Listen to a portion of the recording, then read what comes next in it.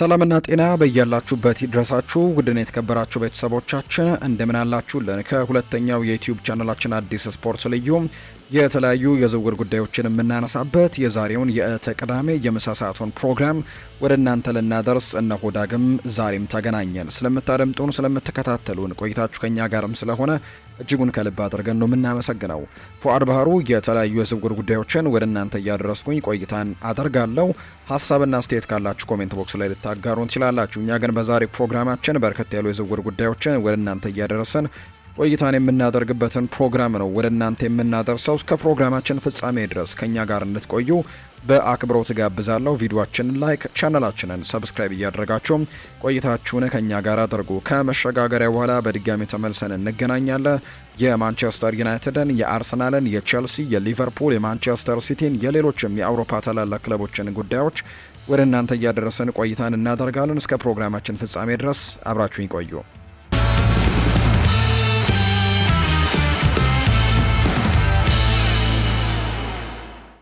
ወደ ቀዳሚው መረጃችን አለፍን። የአርሰናሉ የክንፍ አጥቂ ጋብሪኤል ማርቲኔሊ በዚህ ክረምት የዝውውር መስኮት የጋላታሳራይ የዝውውር ኢላማ መሆኑ እየተገለጸ ሲሆን ይህም እንቅስቃሴ የአድናቂዎችን አስተያየት ሊከፋፍል የሚችል እንደሆነ እየተነገረ ነው። የብራዚል ብሔራዊ ቡድን ተጫዋችም እንግዲህ አልፎ አልፎ ድንቅ አቋሞችን ማሳየት የሚችል ቢሆንም ብዙ የአርሰናል ደጋፊዎች ግን አቋሙ ኮንሲስተንሲ እንደሌለው የሚያስቡ በመሆናቸው እሱን ለመልቀቅ ትክክለኛው ጊዜ አሁን ነው ብለው ያምናሉ።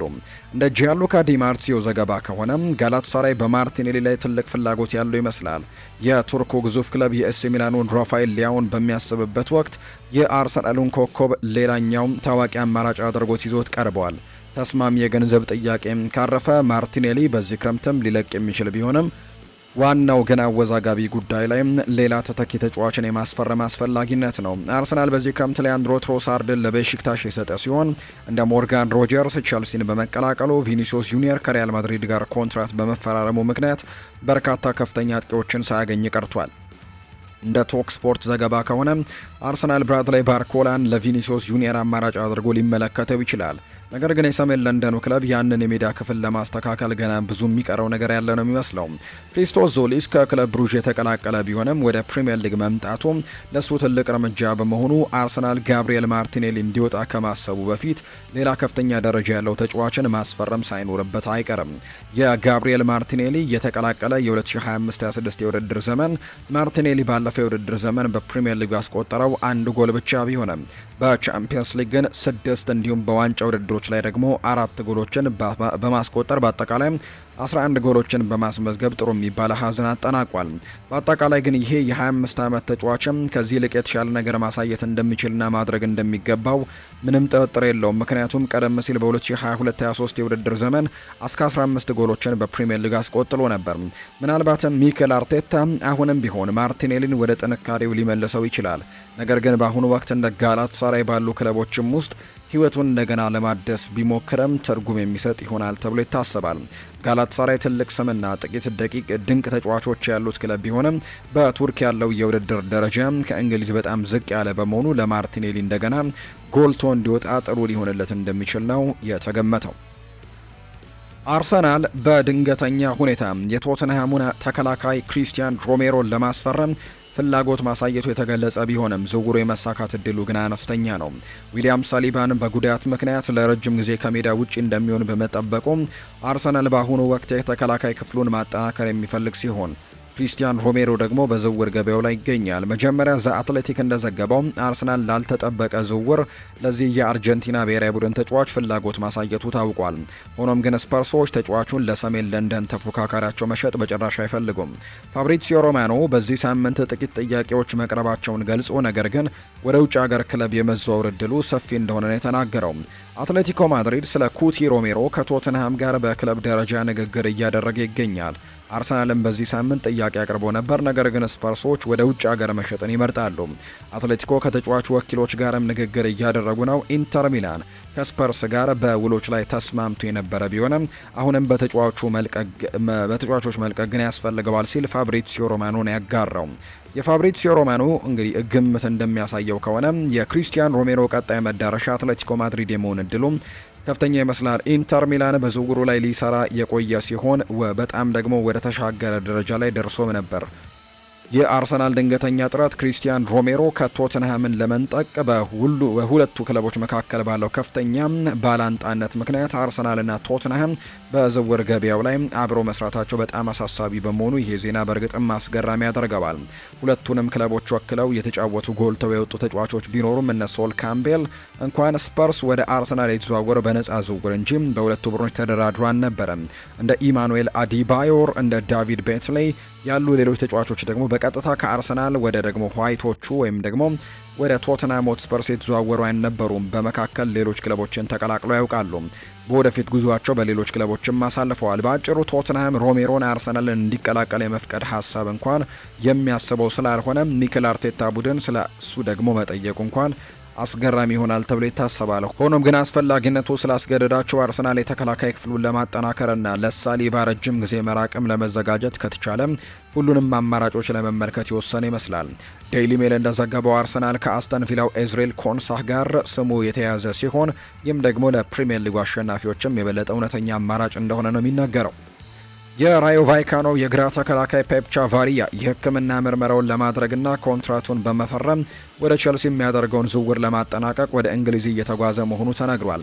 የ28 ዓመቱ ተጫዋች ከሰማዮቹ ጋር ስሙ ሲያያዝ የቆየ ሲሆን አሁን ግን ትልቅ መሻሻል ያሳየ ይመስላል።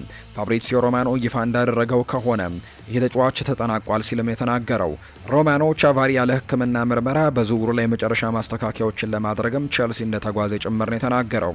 ፋብሪዚዮ ሮማኖ በይፋዊው የኤክስ ገጹ ላይ ይፋ እንዳደረገው ከሆነ ፔፕ ቻቫሪያ በቸልሲ የሕክምና ምርመራውን ለማድረግና ኮንትራት ለመፈረም እንግሊዝ ገብቷል።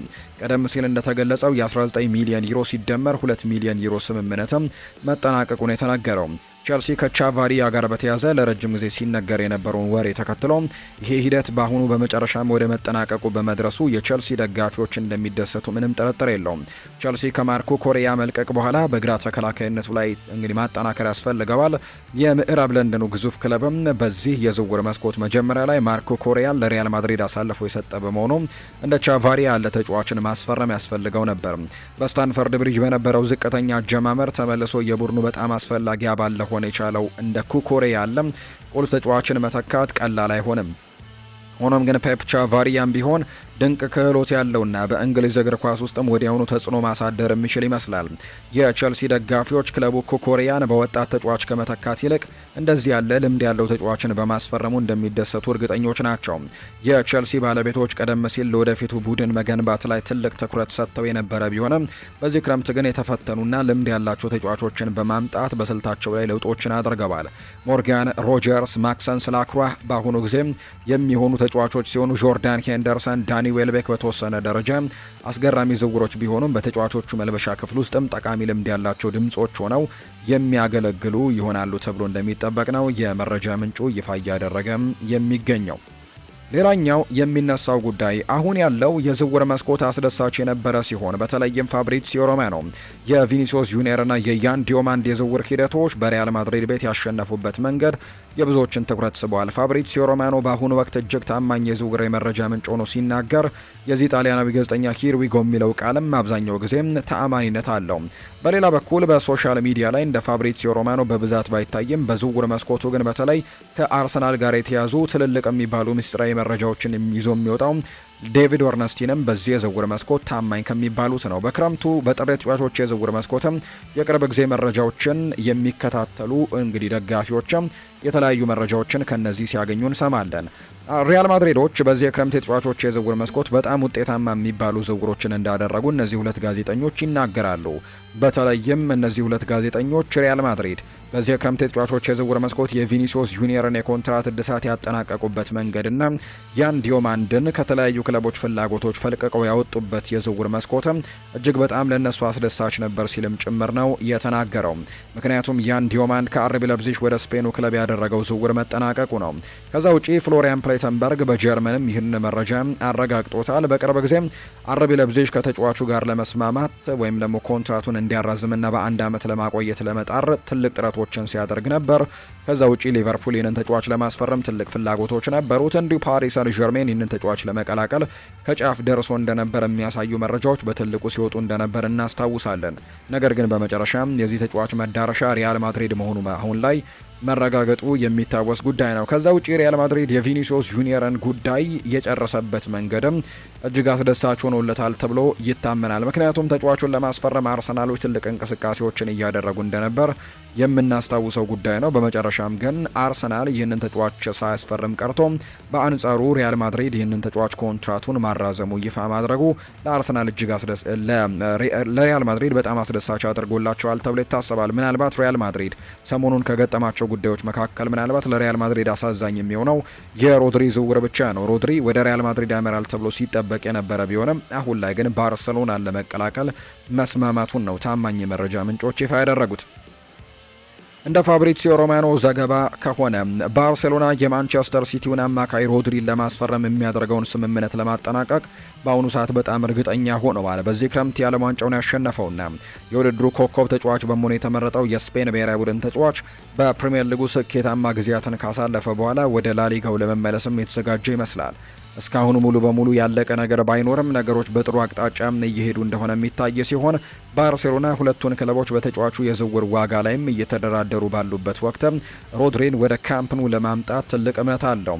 ባርሴሎና አሁን ላይ ከማንቸስተር ሲቲ ጋር ይፋዊ የክለብ ለክለብ ንግግር የጀመረ ሲሆን የሮድሪን ዝውውር ለማጠናቀቅ በጣም እርግጠኛ ነው ሲል የጣሊያኑ ጋዜጠኛ ይናገራል። ከባርሴሎና በኩል የተገኙ የመጀመሪያ ምልክቶች ከ45 ሚሊዮን ዩሮ ትንሽ ከፍ ያለ ክፍያ ለመክፈልም ዝግጁ መሆናቸውን ያሳያሉ። ማንቸስተር ሲቲ ደግሞ በቀጥታ ድርድር ላይ የላቀ ዋጋ እንደሚፈልግ ጠቁመዋል። ሮድሪ ባርሴሎናን ይፈልጋል። ሮድሪ ወደ ባርሴሎና የሚያደርገውን ዝውውር ለማጠናቀቅም የጊዜ ጉዳይ ብቻ ይመስላል። ይህም ለማንቸስተር ሲቲ ትልቅ ነገር ደግሞ ይሆናል። ማንቸስተር ሲቲ በሮድሪ መልቀቅም ሌላ ተጨማሪ ነገሮችን ያስተናግዳል። ሮድሪ በቅርብ ዓመታት ውስጥ የሲቲ በጣም አስፈላጊው ተጫዋች የነበረ ሲሆን በዚህ ክረምት ከኢቲሃድ ስቴዲየም የሚለቀው እሱ ብቻ ግን አይደለም። በርናርዶ ሲልቫ ለቋል። ጆን ስቶንስ ኮንትራታቸው በመጠናቀቁ ከክለቡ የለቀቁ ተጫዋቾች ነበሩ። በተጨማሪም የክለቡ ታዋቂ አሰልጣኝና ታሪካዊ አሰልጣኝ ፔፕ ጓርዲዮላም ከኃላፊነት መውጣታቸው ሲቲን ውጥንቅጥ ውስጥ ይከተዋል ተብሎ ታምኗል። በዚህ ሁኔታ ውስጥም ማንቸስተር ሲቲ ሮድሪንም ቢሆን በዚህ ክረምት ወደ ስፔን ለመመለስ መወሰኑ በፍጹም የሚፈልገው አልነበረም። ቢሆንም ግን ወርቃማ የጨዋታ ዘመኖቹን ከሲቲ ጋር ሁሉንም ዋንጫዎች ያሸነፈው የ30 ዓመቱ ተጫዋች ምርጥ ብቃት ካዩ በኋላ አሁን ላይ ወደ ሌሎች ክለቦች እንዲያመራ ቢፈቅሩም ያን ያክል የሚያማረሩበት ይሆናል ተብሎ እንደማይጠበቅ ነው ይኸው የመረጃ ምንጭ ይፋ ያደረገው። ሊቨርፑል የፓሪስ ሰን ዠርሜኑን የክንፍ ተጫዋች ብራድሊ ባርኮላን ለማስፈረም በዛሬው ዕለት ሌላ ጥያቄ ለማቅረብ ዝግጁ ነው ተብሏል። ይሄ የፈረንሳይ ብሔራዊ ቡድን ተጫዋች በዚህ ክረምት ከሊቨርፑል ጋር ስሙ ሲያያዝ የቆየ ቢሆንም እንደዚህ ያሉ የዝውውር ሂደቶችም ጊዜ የሚወስዱ በመሆናቸው በቅርብ ቀናት ውስጥም አዳዲስ መረጃዎች እንደሚወጡ ይጠበቃል። አሁን ላይ እንደ አንዲ ካይላ ዘገባ ከሆነ ሊቨርፑል ሌላ አዲስ ጥያቄ ለባርኮላ አዘጋጅቷል። በዚህም መሰረትም ዝውውሩ ወደ ትክክለኛው አቅጣጫ እየሄደ መሆኑን ሊያሳይ ይችላል ተብሏል። ምንጮች እንዳረጋገጡት ሊቨርፑል በእንግሊዝ የተለያዩ ጥያቄዎችን ለማዘጋጀት ዝግጁ ናቸው። ለብራድሊ ባርኮላ አዲስ ጥያቄም ይቀርባል ሲል ነው ዘገባው የጠቆመው። የአንዲ አዘጋገብ ዘይቤም የሁሉን ሰው ፍላጎት ባያሟላም የተለያዩ መረጃዎች እየወጡ ይገኛሉ። ታማኝነቱ አጠራጣሪ ቢሆንም እያንዳንዱ ዜና 100% ትክክል ይሆናል ማለት አይደለም። ፋብሪዚዮ ሮማኖና ዳቪድ ኦርነስቲን ቢሆኑ ግን ምናልባት ይህንን መረጃ ቢያጋሩት ትክክለኛ እንደሆነ በርካቶች ያረጋግጡ ነበር። የ23 ዓመቱ ተጫዋች በዚህ ክረምት ከመርሲሳይዱ ግዙፍ ክለብ ጋር በተደጋጋሚ ስሙ ተያይዞ ስለነበር ሊቨርፑል ባርኮላን የመፈለጉ ነገር በጣም ግልጽ ነው የሚመስለው። ፋብሪዚዮ ሮማኖ በቅርቡ ሊቨርፑልና ፓሪስ ሰን ዠርሜን በባርኮላ ጉዳይ ላይ የክለብ ለክለብ ንግግር መጀመራቸውን የዘገበ ሲሆን አሁን አዲስ ጥያቄ መቅረቡ ደግሞ የተለያዩ ጥያቄዎችን ያስነሳል ተብሎ ይጠበቃል። ፋብሪዚዮ ሮማኖ በቅርቡ እንደተናገረው ከሆነ በሊቨርፑልና በፓሪስ ሰን ዠርሜን መካከል ለብራድሊ ባርኮላ የሚደረገው ይፋዊ የክለብ ለክለብ ንግግር መጀመሩን ተረድቻለሁ። ሊቨርፑል የመጀመሪያ ጥያቄ ዋጋው ከ100 ሚሊዮን ዩሮ በላይ መሆኑን የጠቆመ ቢሆንም አሁንም ቢሆን ከፓሪስ ሰን ዠርሜን ጥያቄ የራቀ ነው። ነገር ግን ንግግሩ ቀጥሏል። ባርኮላ ሊቨርፑልን ይፈልጋል ተብሏል። በእርግጥም ጥያቄ ቀርቦ እንደሆነ ጊዜው የሚገልጸው ቢሆንም በአጠቃላይ ግን ይህ ዝውውር ወደፊት እየገፋ እንደሆነ ይታመናል። ባርኮላ ሙሐመድ ሳላህን ካጣ በኋላ በተለይ ሊቨርፑሎች ማለት ነው ለሊቨርፑል ድንቅ ዝውውር የሚሆን ሲሆን ምንም እንኳን የሚጫወትበት ሚና በተወሰነ ደረጃ የተለየ ቢሆንም ብራድሊ ባርኮላ በአርሰናል በኩልም ትኩረት ሊሰጠው የሚችል ተጫዋች ነው። ሊቨርፑሎች ባርኮላን በፍጥነት እንቅስቃሴ የሚያደርጉበት ሌላኛው ምክንያት በቶክ ስፖርት በቅርቡ እንደተሰጠው የአርሰናል ፍላጎት ስጋት ስለሚሆንባቸው እንደሆነ ተናግረዋል። አርሰናሎች ቪኒሲዮስ ጁኒየርን ካጡ በኋላም ሌላ አማራጭ የሚያስፈልጋቸው በመሆኑ ዝውውሩ ከሊቨርፑል ጋር ከመጠናቀቁ በፊት ባርኮላን የማስፈረም እድላቸውን ይሞክሩ እንደሆነ ማየቱ ትኩረት የሚስብ ነው። ሊቨርፑል የቅርብ ጊዜ ስኬቶች ያሉት ትልቅ ክለብ ቢሆንም ባርኮላ በአሁኑ ወቅት ግን አርሰናል የበለጠ ሳቢ አማራጭ አድርጎ ሊመለከተው ይችላል። የአርቴታ ቡድንም የፕሪሚየር ሊጉ አሸናፊ ሲሆን ሊቨርፑል ባለፈው የውድድር ዘመን ወደ 5ኛ ደረጃ ዝቅ ብሏል። እንዲሁም በርካታ ኮከብ ተጫዋቾቹን በተከታታይ አጥቷል። በተጨማሪም በአዲስ አሰልጣኝ አንዶኒ ኢራኦላ ስር ነገሮች እንዴት እንደሚሄዱለት ምንም አይነት ዋስትና እንደሌለው ጭምር ነው እየተገለጸ የሚገኘው። አርሰናሎች የብሩኖ ጊማሬሽን ዝውውር በይፋ ለማብሰር የተቃረበ ይመስላል። ኒውካስል ዩናይትድ ደግሞ ወደፊት ከዚህ ሽያጭም ተጨማሪ ገንዘቦችን ያገኛል ተብሎ ይጠበቃል። የብራዚል ብሔራዊ ቡድን ተጫዋች በሴንት ጄምስስ ፓርክ ድንቅ ብቃቱን ያሳየ ሲሆን ለሚኬል አርቴታ ስብስብም ማስደሳች አዲስ ተጨማሪ ይሆናል። ሆኖም ግን ይህ ስምምነት ርካሽ እንዳልሆነ መረዳት ግን ይቻላል። 442 እንዳወጣው ዘገባ አርሰናል ለጊማሬሽ 75 ሚሊዮን ፓውንድ ገደማ የሚከፍል ሲሆን ተጨማሪ ክፍያዎችም ይኖሩታል ተብሎ እንደሚጠበቅ ነው የተነገረው። ምናልባት ግን ተጫዋቹ ላይ መጀመሪያ ከተለጠፈበት ዋጋ ግን ከፍ ያለ ክፍያን የከፈሉት። ሆኖም ዘገባው አክሎም እንደገለጸው ኒውካስል ሚስጥር አድርጎ የያዛቸው ተጨማሪ ድብቅ የቦነስ ክፍያዎችም ስምምነቱ ላይ ተካተዋል ተብሏል። በብሩኖ ጊማሬሽ ወደ አርሰናል የመዘዋወር ወይም የዝውውር ዋጋ ላይ የተለያዩ ባለሙያዎች አስተያየታቸውን ሰጥተዋል። በዚህ ዝውውር ውስጥ በርካታ ዝርዝር ነጥቦችና ኒውካስል ለሕዝብ ይፋ ላለማድረግ ያቀዳቸው በርካታ የቦነስ ክፍያዎች ይገኛሉ ሲል የኤስፔን ጋዜጠኛ አንድ መረጃን አጋርቷል። በድርድሩ ላይ ከተሳተፉት አካላት ጋር የተነጋገርኩኝ ሲሆን በክለቦቹ መካከል በተደረገው ስምምነት ውስጥም በእርግጥም ተጨማሪ ገንዘብ ተካቷል። ይህ አይነት አሰራር ክለቦች ተጫዋቹን በሚሸጡበት ወቅትም የተለመደ ሲሆን የ28 ዓመቱ ተጫዋች በኤምሬትስ ስቴዲየም የተወሰኑ ጨዋታዎችን ካደረገ ወይም ዋንጫዎችን ካሸነፈ ኒውካስል ተጨማሪ ገንዘብ ለማግኘት የሚያስችልም ነገር ተስማምቶታል ተብሏል። እንደዚህ ያሉ ውጤቶች ለሁለቱም ክለቦች የሚስማሙ ናቸው። ምክንያቱም ጊማሬሽ ለወደፊቱ ስኬታቸው ቁልፍ ሚናን የሚጫወት ከሆነ አርሰናልም ቢሆን ያንን ሪስክ ወስዶ ተጫዋቹን ክፍያ ለመክፈል ፍቃደኛ ነው። የቀድሞው የሊዮን ኮከብ በፕሪሚየር ሊጉ በነበረ ቆይታ ከፍተኛ ደረጃ ብቃትን ያሳየ እንደሆነ በርካቶች እንደሚመሰክሩለት ነው እየተገለጸ ቢገኘው። በኒውካስል ዩናይትድ ቤትም በጣም ተወዳጅ ከነበሩ ተጫዋቾች መካከል አንደኛው እንደሆነ ምንም ጥያቄ የለውም። በቀጣይ ጊዜያት ይህንን ተጫዋች ለማስፈረምም እንዲሁ አርሰናሎች እንግዲህ ማጠናቀቃቸውን ተከትሎ ዝውውሩን ዛሬ ወይ ነገም ይፋ ያደርጉታል ተብሎ እንደሚጠበቅ ነው የተገለጸው። ዝውውሩን ግን አርሰናሎች ማጠናቀቃቸውን የሚያሳዩ መረጃዎች ናቸው በተደጋጋሚ እየወጡ የሚገኙት። በቅርቡ ግን ይህንን ተጫዋች ዝውውሩን ሙሉ ለሙሉ አርሰናሎች ይፋ እንደሚያደርጉት የመረጃ ምንጩ ይፋ እንዳደረገም ዘገባው ይጠቁማል። ማንቸስተር ዩናይትድ በግራ መስመር ላይ የሚጫወት ሌላ አጥቂ ለመፈለግ የሚያደርገው ትልቅ ጥረት እንቅፋት የገጠመው ሲሆን አልሂላል አሁን ላይ ሊሊማንን ጃይን ለማስፈረም በሚደረገው ፉክክር ብልጫውን የያዘ ይመስላል። የኤቨርተኑ አጥቂ በጫና ውስጥ ኳስን ማደራጀት የሚችል የክንፍ መስመሮች የግብ ዕድሎችን መፍጠር የሚችልና ከአጥቂ ጀርባ ሆኖ መጫወት የሚችል በመሆኑ ከማይክል ካሪክ እቅድ ጋር ይስማማል ተብሎ ተጠብቆ ነበረ። ዩናይትዶች በዚህ የዝውውር መስኮት የመሃል ሜዳ ክፍላቸውን ያሻሻሉ ቢሆንም የማጥቃት ክፍላቸው ግን በግራ መስመር ላይ አሁንም የተሻለ ሚዛንና ግምታዊ ያልሆነ እንቅስቃሴን ይፈልጋል። ሊሊማን እንጃዬ እነዚህን ብቃቶች የሚያቀርብ ቢሆንም የኤቨርተን የዋጋ ተመንና የሳዑዲ አረቢያው ክለብ የፋይናንስ አቅም ዝውውሩን ለኦልትራፎርዱ ክለብ ከጊዜ ወደ ጊዜም ይበልጥ ከባድ ያደርገዋል። ፉትቦል ኢንሳይደር ባወጣው ዘገባ መሰረትም ኤቨርተን 75 ሚሊዮን ፓውንድ ገደማ የሚፈልግ በመሆኑና አልሂላል ያንን የዋጋ ተመን ለማሟላትም የተዘጋጀ በመሆኑ ማንቸስተር ዩናይትድ ዝውውሩን ያጠናቅቃል ተብሎ አይጠበቅም። የሳዑዲ አረቢያው ክለብ እጅግ ከፍተኛ ደሞዝ ማቅረብ የሚችል በመሆኑ ዩናይትድ በገንዘብ ለመወዳደር የማይችል ወይም ደግሞ ያልፈለገ እንዲሆንም አድርጎታል። ካሪክ የግራ መስመር ወይም የግራ ክንፍ መስመርን ማጠናከር የሚያስፈልገው ቦታ እንደሆነ የለየ በመሆኑ ይህ ደግሞ ያበሳጭ ሁኔታ ነው ተብሎ ይታመናል። የክለቡ ኦፊሻላዊ የክረምት የዝውውር መከታተያ እንደሚያሳየው ከሆነ ዩናይትድ ዩሪ ቴሌማንስንና አንድሬ ሳንቶስን ያስፈረመ ሲሆን በግብ ጠባቂው ክፍል ደግሞ ካርል ዳርሎን ጨምሯል። ስለሆነም የዝውውር መስኮታቸው አስፈላጊ ክፍተቶችን የሸፈነ ቢሆንም ተከላካዮችን ማታለል የሚችልና በተለያዩ ቦታዎች ላይ ድሪብል ማድረግ የሚችልን ተጫዋች ደግሞ ሳይጨምር የተሟላ አይሆንም ተብሏል። ሊሊማን እንጃዬ ለውጥን ጥንካሬንና የፕሪሚየር ሊግ ልምድን የሚያመጣ ቢሆንም የዩናይትድ የማጥቃት ወዲያውኑ ይለውጠዋል ተብሎ ግን ዋስትና የተሰጠው ተጫዋች አይደለም። 75 ሚሊዮን ፓውንድ ክፍያውም ከፍተኛ ነው ተብሏል። የአልሂላል ጣልቃ ገብነት ሙሉ ድርድሩን የቀየረው ሲሆን እንዲሁ ኤቨርተንም ከእንግዲህ ፍላጎቱን ዝቅ አድርጎ ወይም ከኦልትራፎርድ የሚቀርብለትን የውል የተዋቀረ ጥያቄን መቀበል አያስፈልገውም። ተጫዋቹ በአውሮፓ የመቆየት ፍላጎትን ቅድሚያ የሚሰጥ ከሆነ ዩናይትድ አሁንም ቢሆን አንድ ብልጫ ሊኖረው ይችላል ተብሎ ይታሰባል። ነገር ግን እድሉ ግን አሁንም ጠባብ እንደሆነ የሚነገር ነው። ሌሎች አማራጮችንም እንዲመለከት መፍቀድ ይኖርባቸዋል። ተጫዋቹን እንዲሁ ማጣቱ በግራ መስመር ላይ ግልጽ ክፍተት የሚተው ቢሆንም የሳዑዲ አረቢያ ጥያቄን ግን ለማሸነፍ ሲባል ብቻ ከመጠን በላይ ማውጣት ግን ደካማ የስብስብ እቅድን ያሳያል ተብሎ ነው የሚታሰበው። ዩናይትዶች በሊሊማን እንጃይ መደመማቸው ትክክል ቢሆንም ግልጽ ወሰን ግን ማስቀመጥ አለባቸው። የመሃል ሜዳ ዝውውራቸውን የሚያበረታታ የነበረ ሲሆን ቀጣዩ እርምጃቸውን በተመሳሳይ መልኩ የተቆጠበ መሆን አለበት። የተሻለ የግብ አጋጣሚዎችን የሚፈጥር ርካሽ የክንፍ ተጫዋችን የተሻለ ጥቅም ሊሰጥ የሚችል ደግሞ ሲሆን ማጠናከርም ደግሞ ለሚያስፈልገው የግራ መስመር ተከላካይ ቦታ ላይ ትክክለኛ ተጫዋች ሊሆን እንደሚችል የሚያሳዩ ነገሮች ያሉ። ሰሞኑን የወጡት መረጃዎች እንደሚያሳዩት ከሆነ ግን ይህንን ተጫዋች ለማስፈረም ከማንቸስተር ዩናይትድ ውጪ ሌሎች ክለቦችም ለምሳሌ ያክል አርሰናልም የዚህ ተጫዋች ፈላጊ እንደሆነ የሚያሳዩ መረጃዎችን በተደጋጋሚ እየተመለከትን እንገኛለን። ውድና የተከበራችሁ ቤተሰቦቻችን ከሁለተኛው የዩቲዩብ ቻናላችን አዲስ ስፖርት ልዩ ለዛሬ ያዝንላችሁ የዝውውር ጉዳዮችን የተመለከትንበት ፕሮግራማችን ይህን ይመስል ነበር። ቆይታችሁን ከኛ ጋር ስላደረጋችሁ እጅጉን ከልብ አድርገን ነው የምናመሰግነው። በቀጣይ ፕሮግራሞቻችን ሌሎች ስፖርታዊ ጉዳዮችን፣ ሌሎች አዳዲስ መረጃዎችን አካተን በድጋሚ ተመልሰን እንገናኛለን። ለዛሬ ስላደመጣችሁን ከልብ አድርጌ ያመሰገንኩ። መልካም ጊዜ